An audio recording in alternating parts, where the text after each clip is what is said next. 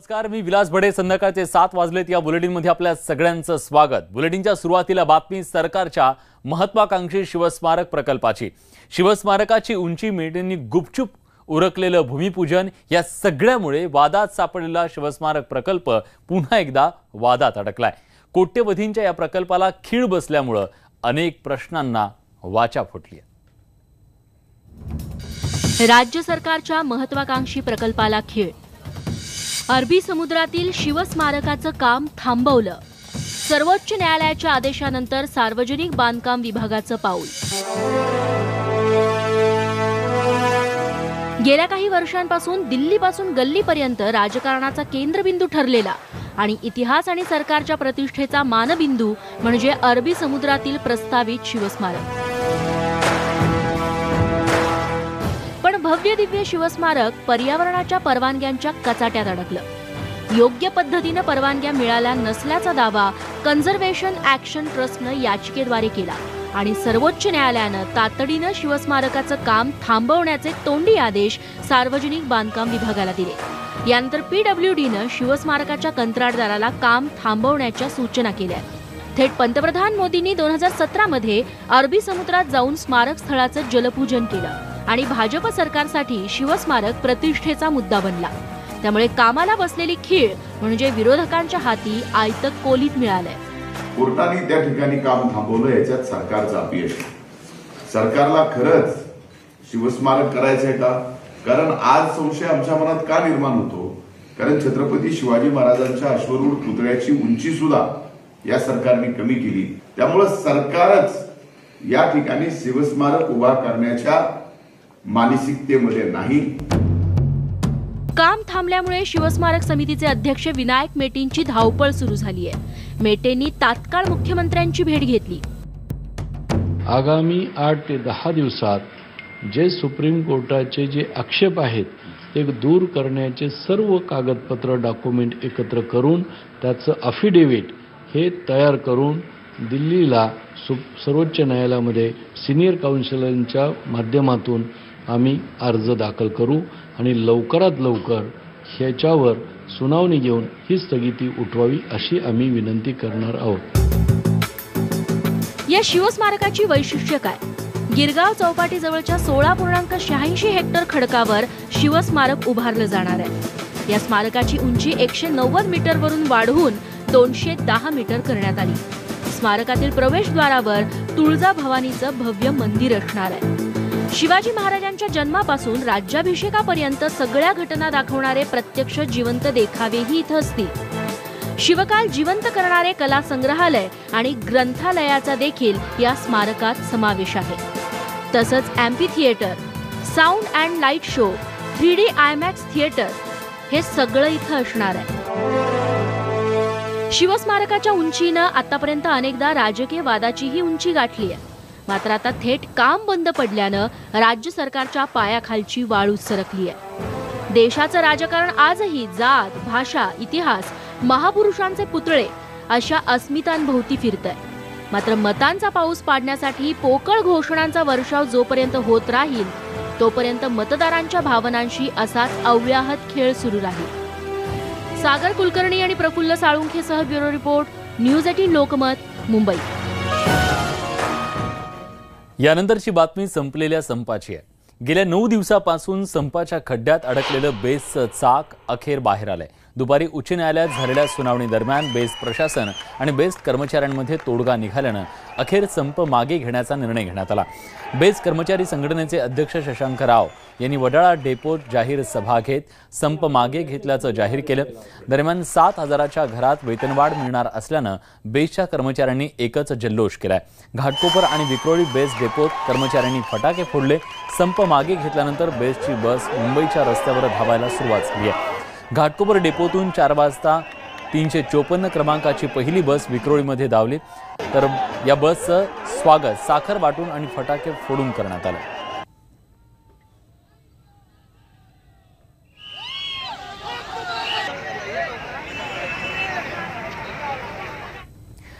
दरम्यान बेस्ट कर्मचाऱ्यांच्या संपानंतर शशांक रावांच्या रूपात कामगारांना नवनेतृत्व मिळाल्याची जोरदार चर्चा आहे। संप मिटल्याचं जाहीर करण्यासाठी शशांक राव यांनी वडाळा बेस्ट डेपोत सभा घेतली। या सभेत बोलताना त्यांनी नाव न घेता शिवसेनेवर हल्लाबोल केला।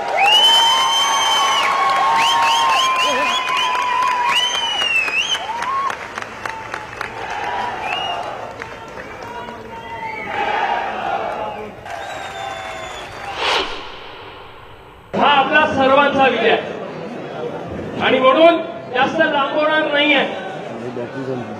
आपण लढा सुरू केला, आपण लढा लढत आलो, एक एक टप्पे घेत गेलो, आता सर्व काय आपण घेणार आहोत। आणि म्हणून या यशस्वी लढ्यानंतर तसं संप करायचं नाही तुम्हाला विचारलं होतं, तसं आता हा विजय झाल्यानंतर आता संप घ्यायचा होय। धन्यवाद। आपल्याला मी सांगितलं तसं पुढच्या महिन्याच्या पगारामध्ये आपला पगार वाढलेला सुरुवातीला त्यांच्या संघटनेने पाठिंबा मागे घेतला, त्याच्यानंतर आपल्याला काही देऊ केलं नाही, त्याच्यानंतर परवा सांगितलं की आम्ही अवाजवी मागत आहोत आणि आज त्यांच्यातले कोणतरी सांगतात बघा एवढं घेतल्याशिवाय नाही। हा मला आश्चर्य झालं, काल बोर्ड लिहिला होता लिहून घ्या, आधी या लढ्यामध्ये बोर्ड लिहिले नाही, आम्हाला पुसायला निघाले होते, सांगत होते विलिनीकरण करणार नाही, आता यांना करावं।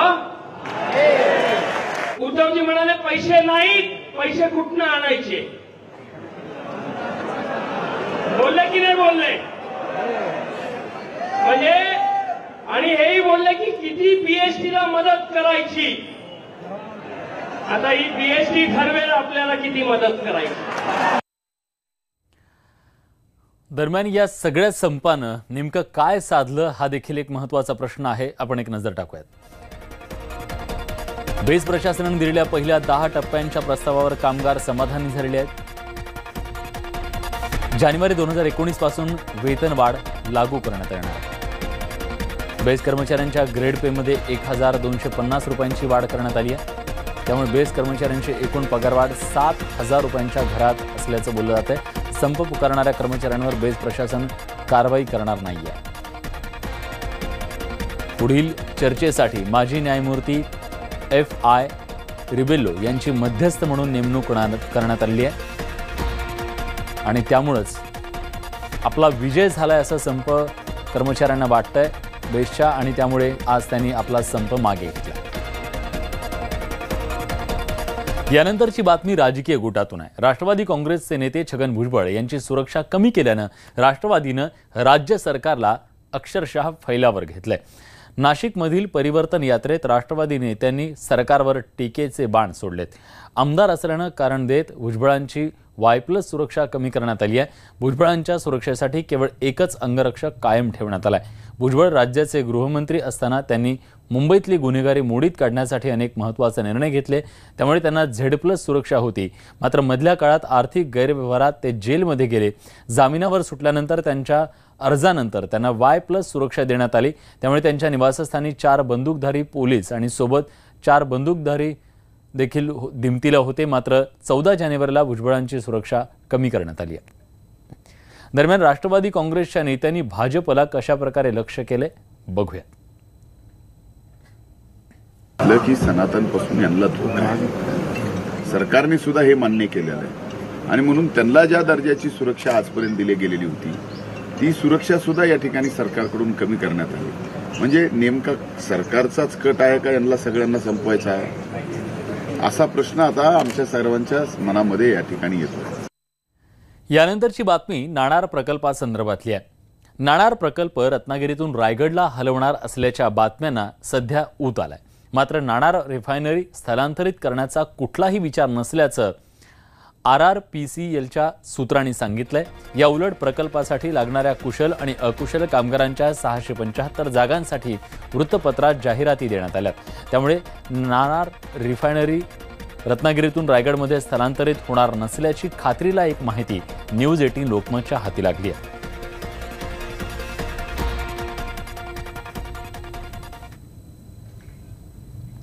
आणि यानंतरची बातमी आहे ज्याच्या झळाळी मागे संपूर्ण जग धावतंय, त्या सोन्याची.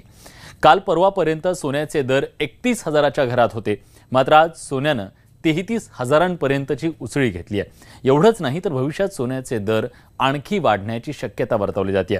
त्यामुळे ऐन लग्नसराईच्या तोंडावर सोन्यानं भलताच भाव खाल्लाय. सोन्याची 33,000पर्यंत उसळी. भविष्यात सोन्याचे भाव आणखी वाढणार. सोन्यात गुंतवणूक करण्याची योग्य वेळ कोणती? सोनं खरेदी करण्यासाठी सराफाची पेढी गाठणाऱ्यांना धक्काच बसला. कारण काल परवापर्यंत 31,000च्या घरात असलेले सोन्याचे दर 33,000च्या घरात पोहोचले. त्यामुळे सोनं खरेदी पुढे ढकलावी की नाही या संभ्रमात ग्राहक आहेत. मात्र सोनं खरेदी लांबणीवर टाकणं कदाचित आणखी महागात पडू शकतं. कारण भविष्यात सोन्याचे भाव आणखी वाढण्याची सराफा बाजारात चर्चा आहे. भाव जरी विक्रमी असेल, 33,000चा असेल, तरी मी आज सोनं खरेदी केलेलं आहे. भविष्यात सोन्याचे भाव वाढण्याचे चान्सेस आहे. आज इथे येऊन पडले की आजचा भाव 33,000 आहे तोळ्याच्या मागे. तर ऐकून आश्चर्यच वाटले एका प्रकारचे. पण तरी देखील आम्ही आज खरेदी करणारच आहोत. कारण इथे आल्यानंतर कळले की यदा कदाचित हा भाव उद्या उठून परत 34,000पर्यंत जाण्याची शक्यता आहे. शेअर बाजारातही चढ उतार, डॉलरच्या तुलनेत असलेलं रुपयाचं मूल्य, आंतरराष्ट्रीय बाजारातली कच्च्या तेलाची किंमत यासारख्या अनेक घटकांवर सोन्याचे दर कमी जास्त होत असतात. सध्या शेअर बाजाराची दोलायमान स्थिती आणि 70पर्यंत घरंगळत गेलेल्या रुपयामुळे सोन्याचे अच्छे दिन आल्याचं व्यापारी सांगतात. जेव्हा पण डॉलर वाढतो तेव्हा लोक सोन्याकडे वळतात. कारण की सोनं हे सगळ्यात सेफ इन्व्हेस्टमेंट म्हणून लोक सोनं निवडतात. त्याच्यामुळे आता गोल्डची डिमांड सध्या वाढत आली आहे. त्याच्यामुळे सोन्याचे रेट्स पण वाढत आहे. आज 33,000 हा सगळ्यात विक्रमी भाव आहे. नववर्षाच्या सुरुवातीला सोन्याचे भाव वाढल्यानं महिला वर्ग नक्कीच नाराज असणार. त्यात लग्नसराई देखील तोंडावर आहे. सोन्याचा 33,000चा दर कायम राहिला तर दागिने बनवण्यासाठी खिसा जरा जास्तच रिकामा करावा लागणार आहे. त्यामुळे तुम्ही सोनं खरेदीच्या तयारीत असाल तर गुंतवणूक तज्ज्ञांशी सल्लामसलत करूनच निर्णय घ्या. राजेश भागवतसह bureau report, news 18 Lokmat, Jalgaon. राज्यात भाजप शिवसेना युती झाली काय किंवा न झाली काय? कोकणात मात्र नारायण राणे आणि शिवसेनेत आत्तापासूनच राडेबाजीचे वारे वाहू लागलेत. विशेष म्हणजे यावेळी हे वारे मालवणऐवजी रत्नागिरीच्या समुद्रावरून वाहत आहेत. कारण निवडणूक खासदारकीची आहे. बघूया कोण कोण या राडेबाजीत उतरलाय. नारायण राणेंचा स्वाभिमान पक्ष स्वबळावर लोकसभा निवडणूक लढवणार असल्यानं रत्नागिरी सिंधुदुर्ग लोकसभा मतदारसंघात उमेदवार म्हणून त्यांचे थोरले चिरंजीव निलेश राणेंची चर्चा आहे. पण निलेश राणेंचा गेल्या निवडणुकीतील पराभव पाहता रत्नागिरी जिल्ह्यातल्या शिवसेनेचं त्यांना कडवं आव्हान आहे. म्हणूनच यावेळी राणे कंपनीचं टार्गेट आहेत ते रत्नागिरीचे आमदार उदय सामंत आणि खासदार विनायक राऊत. त्याला मी आज सांगेन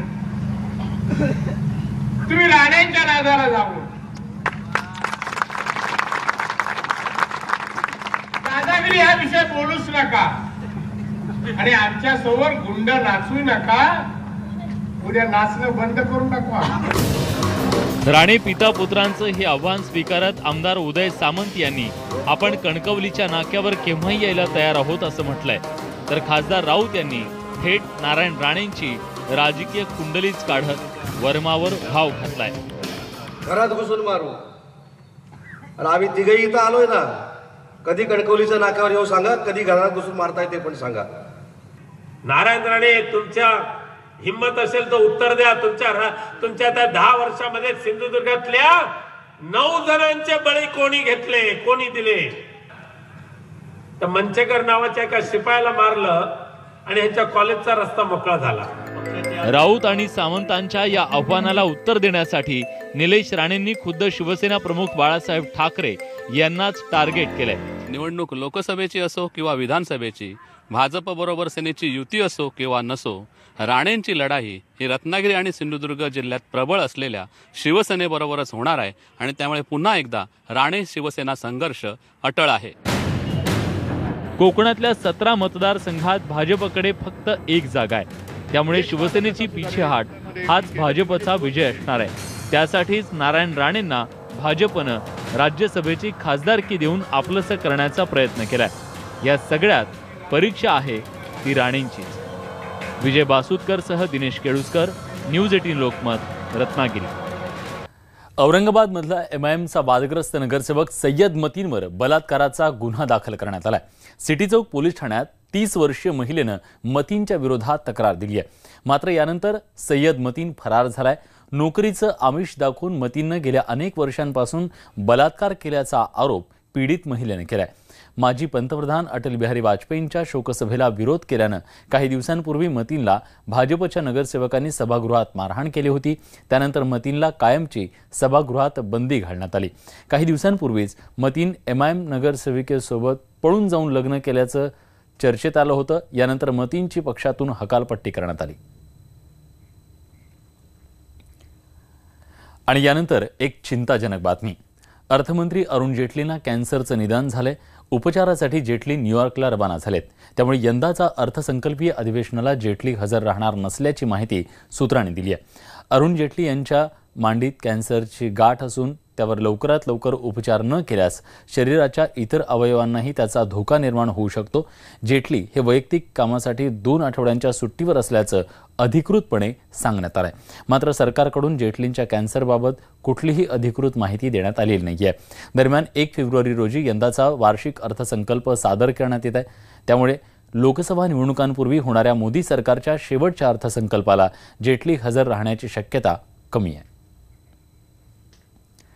दरम्यान कुठले नेते, भाजप नेते आजाराच्या विळख्यात अडकलेत, आपण एक नजर टाकूया. अरुण जेटली यांना कॅन्सरचं निदान झालंय. काही दिवसांपूर्वीच मूत्रपिंड प्रत्यारोपणाची शस्त्रक्रिया त्यांच्यावर झाली होती. मनोहर पर्रिकर यांनाही कॅन्सरचं निदान झालंय. तर मूत्रपिंड प्रत्यारोपणाचं जे ऑपरेशन आहे ते काही दिवसांपूर्वी सुषमा स्वराज यांच्यावर सुद्धा झालं. अमरावती जिल्ह्यातल्या नरखेड तालुक्यातल्या हिवरमठ शिवारात विहिरीत पडलेल्या बिबट्याला वनविभागानं 2 तासांच्या अथक प्रयत्नानंतर बाहेर काढलंय. पुरुषोत्तम गोरे यांच्या शेतातल्या विहिरीत एक बिबट्या पडला. बिबट्याला बाहेर काढण्यासाठी नागपूरहून रेस्क्यू टीमला बोलवण्यात आलं. बिबट्या भक्ष्याच्या शोधात असताना विहिरीत पडला असावा असा अंदाज वर्तवण्यात येत आहे. सिद्धरामेश्वरांच्या अक्षता सोहळ्यानंतर दुसऱ्या दिवशी मानाच्या 7ही नंदीध्वजांची मिरवणूक मोठ्या वाजत गाजत काढण्यात आली. होम प्रतिवन विधी पार पडला.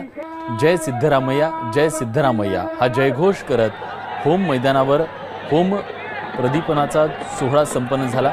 बाजरीच्या 5 पेंड्यांना साडी, सोळी, खंड आणि मंगल चिन्हाचा वापर करून कुंभार कन्येचं रूप देण्यात येतं आणि हा विधी पूर्ण होतो. यानंतर भाविक फळांचा वर्षाव करतात. कुंभारवाड्यातून कुंभार कन्येचं वंशज काळा माठ आणतात. त्यानंतर मानकरी हिरेहब्बू पूजा करून हा होम प्रदीपन विधी जो आहे तो पार पाडतात. महाराष्ट्रातल्या या सगळ्या बातम्यांसोबत बुलेटिनमध्ये आपण इथेच थांबतोय. ताज्या घडामोडींसाठी बघत रहा न्यूज 18 लोकमत.